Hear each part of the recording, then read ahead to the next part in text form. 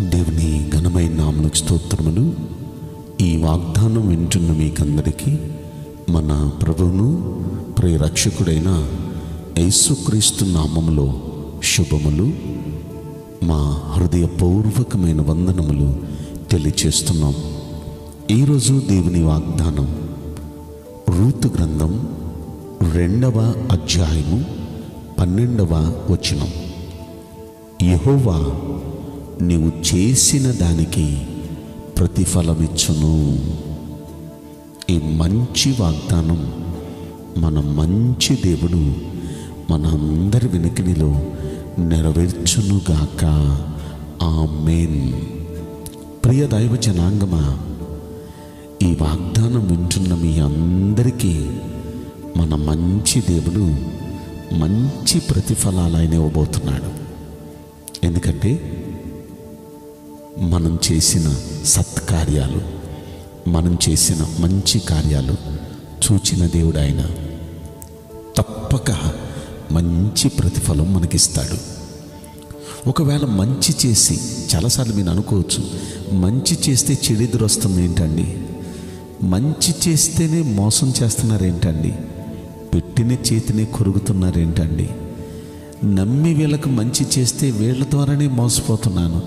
ఇలా ఒకవేళ మీకు కొన్ని గాయాలు తగలొచ్చు, కొన్నిసార్లు కొన్ని ఇబ్బందులు మీరు పడవచ్చు. ఒకవేళ మనం చేసిన మంచికి మనుషుల దగ్గర నుండి మనకి చెడు ప్రతిఫలంగా రావచ్చు. డోంట్ కేర్, దేనికి బాధపడొద్దు. మనం ఎందుకు మంచి చేసామంటే మన మంచి దేవుని కళ్ళల్లో మనం పడాలని. ఇక్కడ మనం చేసే ప్రతి మంచిని, ప్రతి సత్కార్యాన్ని మన మంచి దేవుడు చూస్తున్నాడండి. ప్రతిఫలం ఆయన దగ్గర నుండి వస్తుంది, మనుషుల దగ్గర నుండి ఎక్స్పెక్ట్ చేయొద్దు ప్రతిఫలం. మనం చేసిన ప్రతి మంచికి మంచి ప్రతిఫలం దేవుడి దగ్గర నుండి వస్తుంది. ఎవరైనా మిమ్మల్ని బాధ పెట్టారు, ఎవరైనా మీరు చేసిన మంచికి తిరిగి మీకు చెడు చేశారు, వాళ్ళకి మీరు చెడు చేయాలనుకోవద్దు. వదిలేయండి, దేవుడికి వదిలేయండి, దేవుడు చూసుకుంటాడు. ఎందుకంటే కొరింథీయులకు రాసిన 2వ పత్రికలో 5వ అధ్యాయంలో 10వ వచనంలో ఈ చక్కని మాట రాయబడి ఉంది. దేహంతో జరిగించిన క్రియ అది మంచిదే కానీ చెడ్డదే కానీ, జరిగించిన ప్రతి క్రియకు ఈ భూమి మీద మనం ప్రతిఫలం పొందుతామంట, ఖచ్చితంగా పొందుతాం. కనుక ఎవరైనా మీరు చేసిన దానికి మీరు ద్వారా మేలు పొంది మీకు చెడు చేశారనుకోండి, వాళ్ళకి ఇవ్వాల్సిన ప్రతిఫలం దేవుడు వాళ్ళకి ఇస్తాడు. మీరు చేసిన మంచికి ప్రతిఫలం మీకు ఇస్తాడు దేవుడు. కనుక మన వల్ల ఎవ్వరికీ చెడు జరగకుండా చూసుకోండి. మీ వల్ల జరిగితే అందరికీ మంచి జరగాలి, లేకపోతే మనం చేతులు ముడుచు కూర్చుందాం. మనం ఎవ్వరికీ చెడు చేయొద్దు, చెడు జరగాలని కూడా మనసులో అనుకోవద్దు. ఎందుకంటే మనం అందరికీ మంచి చేసే యాటిట్యూడ్లోనే ఉందాం. మంచి చేద్దాం, మంచి ఆలోచిద్దాం, మంచే జరిగిద్ది మనకి. ఒకవేళ మనుషులు చెడు చేయాలని వాళ్ళ పన్నాగాలు పన్ని ఏదైనా చెడు చేసి ఉండొచ్చేమో, కానీ మన దేవుడు మనకు మంచి, ఆయన దగ్గర నుండి మంచి ప్రతిఫలం మనకు వస్తుంది. ఇది మాత్రం పక్కా నమ్మండి. ఇక్కడ ఈ రూతు గ్రంథంలో సందర్భం ఏంటంటే, ఈ ఆల్రెడీ జీవితంలో దెబ్బతినేసింది రూతు. వాళ్ళ అత్త నయోమి కూడా దెబ్బతినేసింది. నయోమి ఆమె చేసిన తిక్కల పని వల్ల దేవుణ్ణి వదిలేసి దేవుడి దగ్గర నుండి తన భర్తను తీసుకొని, తన పిల్లలను తీసుకొని దూరానికి మోయాబు దేశం వెళ్ళిపోయింది. దేవుని ఉండమన్న బెత్లెహేము వదిలిపెట్టి. ఇప్పుడు మోయాబు వెళ్ళిపోయి ఆ మోయాబులో కాపురం ఉంటుంది. భర్త చనిపోయాడు. నాకంటూ ఒక అండ కావాలి కదా, నా కొడుకులు ఇద్దరికి ఇక్కడున్న వాళ్ళని పెళ్లి చేద్దామని అక్కడ 2 అమ్మాయిలను చూసి, మంచి ఆస్తి ఉండి మంచి పలుకుబడి ఉన్న వాళ్ళిద్దరిని చూసి చక్కగా ఆ 2 పిల్లలకు పెళ్ళిళ్ళు చేసింది. పెళ్ళిళ్ళు కొన్నాళ్ళకి పెద్ద కొడుకు చచ్చిపోయాడు, మరికొన్నాళ్ళకి 2వ కొడుకు చచ్చిపోయాడు. 4 వచ్చారు, 4లో 3 చచ్చిపోయారు. భర్త చనిపోయాడు, 2 కొడుకులు చచ్చిపోయారు. ఈ ఒంటరిది అయిపోయింది. ఈమెతో పాటు ఇంకొక 2 కోడళ్ళు, వాళ్ళు కూడా అదే పరిస్థితి.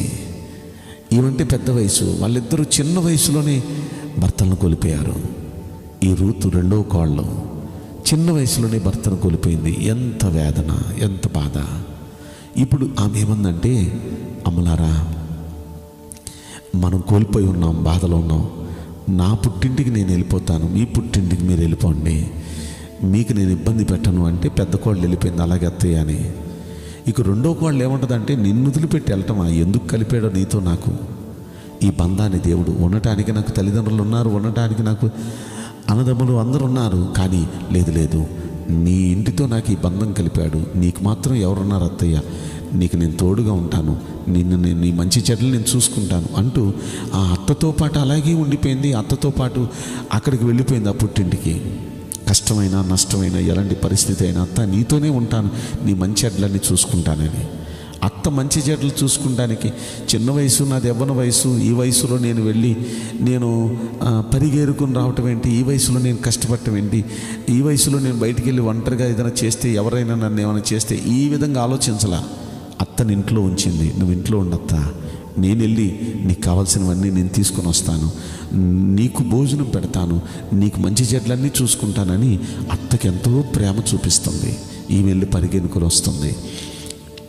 ఇది ఎవరి కళ్ళల్లో పడిందంటే అక్కడ ఒక గొప్ప ఆస్తిపరుడు ఉన్నాడు, ఆయనకి 100 ఎకరాలు ఉన్నాయి, ఆయన పేరు బోయజు.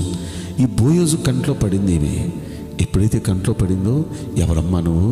నేను పలానా అండి. ఎక్కడమ్మా నువ్వు? పలానా చోటండి. ఏంటమ్మా నీ పరిస్థితి, ఈ వయసులోనే నువ్వు ఇలా వచ్చి పరిగెడుతున్నావు ఏంటమ్మా? ఇదండి నా పరిస్థితి, మా అత్తయ్యని చూసుకోవాలి కదా. ఈ పరిస్థితులు, ఈ మాటలు వినంగానే వెంటనే ఆయన స్పందించాడు. అమ్మా, నువ్వు చేసిన దానికి తప్పక దేవుడు నీకు ప్రతిఫలం ఇస్తాడమ్మా, మంచి కార్యం చేస్తున్నావమ్మా, ప్రతిఫలం ఇస్తాడు. అందులోకి నువ్వు ఇప్పుడు ఎవరి దగ్గరకు వచ్చావో చెప్పనా? బెత్లెహేంలోకి వచ్చావంటే ఇజ్రాయేలీయుల దేవుడైన యెహోవా రెక్కల కింద ఉండునట్లుగా నువ్వు వచ్చావు, సురక్షితంగా ఉంటావమ్మా, ఆయన నీకు సంపూర్ణ బహుమానం ఇస్తాడమ్మా అన్నాడండి. నిజంగా నువ్వు జాగ్రత్తగా నమ్మకంగా ఇక్కడే ఉండమ్మా, నువ్వు నమ్మకంగా ఈ పొలంలో పరిగెరుకో. తన వాళ్ళందరికీ చెప్పాడు, అరే ఈమె జోలికి ఎవరు వెళ్ళొద్దు, ఈమెను పరిగెరుకొనివ్వండి, ఈమెకు కావాల్సింది ఇంకొంచెం ఎక్కువే వదలండి, ఈమెనెవ్వరూ బాధ పెట్టొద్దు, కష్టం అంటే ఆమెను ఆదుకోండి అని అందరికీ చెప్పాడు. ఆ పని వాళ్ళంతా కూడా మంచిగా చూసుకుంటున్నారు ఆమె. ఒకానొక రోజున ఆమె ప్రవర్తనను గమనించి ఆమె గురించి ఎప్పుడు మంచి చెడ్డలు తెలుసుకుంటున్న ఒక రోజున ఈ 3వ అధ్యాయంలో 10వ వచనంలో ఆమెతో ఒక మాట అంటాడు, కుమారి, నువ్వు యెహోవా చేత దీవెన పొందిన దానివమ్మా, కొద్దివారే కానీ గొప్పవారే కానీ యవనస్తులను వెంబడించక నీ పవిత్రతను కాపాడుకుంటూ ఎంతో నిష్టగా శ్రద్ధగా భక్తి చేసావమ్మా. నీ మునుపటి సత్ప్రవర్తన కంటే ఇప్పుడు నీ సత్ప్రవర్తన మరి ఎక్కువైందమ్మా, ఇంతకు ముందు కన్నా ఎక్కువ మంచిదాని అయిపోయావమ్మా. నువ్వు నాకు ముందు పరిచయం అయినప్పుడు నిన్ను చూచాను, నీ గురించి నేను ఎంక్వైరీ చేస్తూ నేను వింటున్నాను, అప్పటికంటే ఇప్పుడు నువ్వు ఎంతో మంచిదానివి, చాలా మంచి కార్యాలు చేస్తున్నావు, భయపడొద్దమ్మా, నువ్వు చెప్పిందంతా నీకు చేస్తా, అంత మాత్రమే కాదు, భయపడొద్దమ్మా, నేను నిన్ను విడిపిస్తానమ్మా ఈ కష్టాల నుండి, ఈ బాధల నుండి అని చెప్పి ఆమెను వివాహం ఆడాడండి ఆయన. ఆమెను వివాహం ఆడాడు. ఎంత అదృష్టవంతురాలి ఆమె. ఆ దేశం మొత్తంలోనే కోటీశ్వరుడు, 100 ఎకరాలని ఆ ఆసామి బోయజుకి ఈమె భార్య అయింది. ఎంత ఆస్తికి కర్త అయిందో చూడండి. ఆస్తి కలిసి రావడమే కాదు, ఆమె అదృష్టం ఎలా కలిసి వచ్చిందంటే ఆమె కడుపున ఒబేదు అనే ఒక వ్యక్తి పుట్టాడు. ఆ ఒబేదుకు ఎవరు పుట్టారో చెప్పన? యెషై పుట్టాడు. యెషైకి ఎవరు పుట్టారో చెప్పన? దావీదు పుట్టాడు. ఆమె గర్భంలో నుండి రాజులు పుట్టారండి. రాజులు పుట్టడమే గొప్ప అని మనం అనుకుంటే, రాజులు మాత్రమే కాదు, ఆ దావీదుకు కుమారుడు ఎవరో చెప్పన? మన ప్రభువైన యేసయ్య. మత్తయి సువార్త 1వ అధ్యాయం 1వ వచనంలో మనం చదువుకున్నాం కదా, అబ్రహాము కుమారుడగు దావీదు కుమారుడైన యేసుక్రీస్తు అని మనం చదువుకున్నాం. అంటే యేసుక్రీస్తు తల్లుల జాబితాలోకి ఆమె చేరిపోయిందండి. ఆమె గర్భంలో నుండి రాజులు రావటమే కాదు, యేసుక్రీస్తు కూడా ఆమె సంతానంలోనికే వచ్చిందండి. ఎంత అదృష్టం! ఆమె అదృష్టం ఎలా కలిసి వచ్చిందో చూడండి. అంటే ఆమె చేసిన మంచికి ఎంత మంచి ప్రతిఫలం దేవుడిచ్చాడో చూడండి. ఈ రోజున మీలో కొంతమంది మంచి చేసి చెడు ఎదుర్కొంటున్నారా? దెబ్బతిన్నారా? ధైర్యంగా ఉండరా? కొద్ది రోజులు, ఇది మంచి రోజులు వస్తాయి. మంచి ప్రతిఫలం దేవుడు మీకు ఇవ్వబోతున్నాడు. ఇదిగో ఈ రూతుకి ఎంత మంచి ప్రతిఫలం ఇచ్చాడో మీరు చూశారుగా.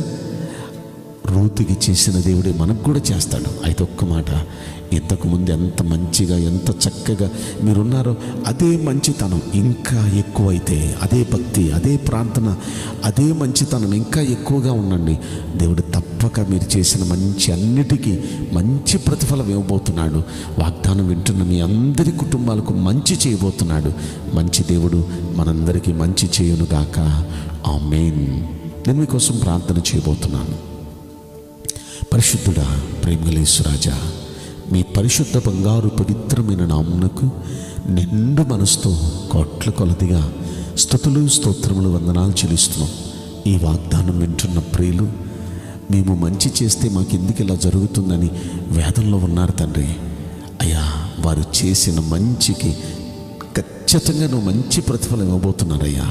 ఎందుకంటే మేము చేసే ప్రతి మంచిని చూస్తున్న దేవుడివి, మంచి ప్రతిఫలం మీరు సిద్ధం చేశారు, మాకు ఇవ్వబోతున్నారు. అందులోకి మీకు స్తోత్రం. వాగ్దానం వింటున్న ప్రతి కుటుంబంలో మంచి దేవ, మంచి కార్యాలు జరిగించి వారిని ఆనందపరచమని ఈ కొద్ది మనవులు నజరుడైన యేసుక్రీస్తు ప్రశస్తమైన నామంలో మిక్కిలి వినయముతో ప్రార్థించి బ్రతిమలాడి వేడుకుంటున్నాం ప్రియ పరలోకపు తండ్రి. ఆమేన్.